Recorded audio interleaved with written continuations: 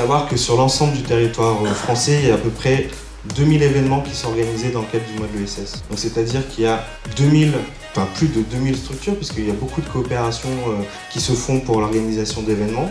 Donc il y a plus de 2000 structures de l'ESS, des collectivités qui vont organiser des événements sous la même bannière, avec le même logo. Donc en termes de visibilité, en termes de sentiment d'appartenance pour ces structures, c'est vraiment important de s'identifier à une dynamique plus grosse que celle que l'on a au niveau local, qui nous sort un peu de notre quotidien. On se rend compte que parmi les principaux métiers, le premier métier, celui qui ressort, c'est, la première famille de métiers, c'est l'aide à domicile, les aides ménagères et les travailleurs familiaux. Sur la France entière, c'est 238 000 postes, plus de 238 000 postes qui sont concernés, ça représente 8,1% des métiers. Donc effectivement, quand je parlais de l'importance du service à la personne pour l'ESS, on s'en rend bien compte à travers ce chiffre.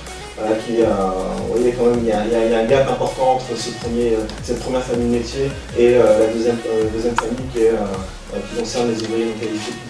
On se rend compte que c'est vraiment une composante importante qui est à préserver, qui est à développer, qui est à accompagner pour faire en sorte que les métiers correspondent aux ambitions à la fois des salariés mais aussi aux attentes des bénéficiaires potentiels.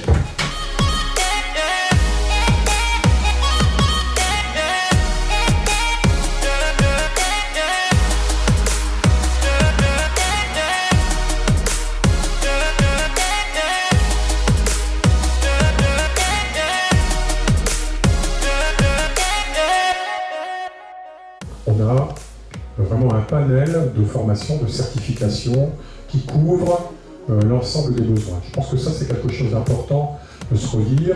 De la formation initiale à la formation continue d'ailleurs. Hein. Absolument. Et de dire en fait que cette offre de formation, ces produits de formation ont récemment tous évolué et sont donc des outils, je vais dire, plus modernes et plus flexibles qu'avant.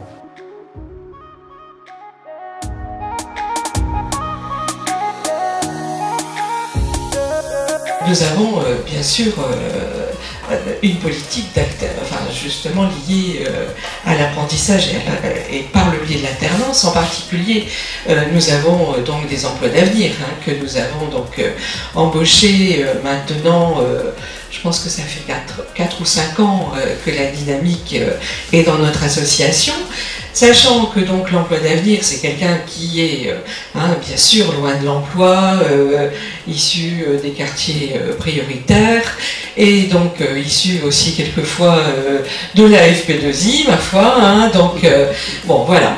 Donc, et ce sont des personnes que nous avons mis en route, je ne dirais pas en marche, mais vraiment c'est parti. Et donc justement, avec le recul, souvent nous prenons 3 emplois d'avenir d'année en année. Et puis bien là, je suis contente de vous dire que nous avons embauché en CDI les 3 premiers emplois d'avenir qui étaient donc avec nous. Pourquoi? Parce qu'ils ont reçu une formation, voilà, nous les avons accompagnés plus.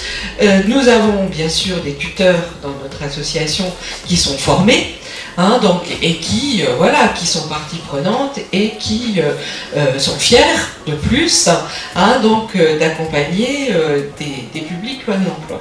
Donc je crois que ça c'est important.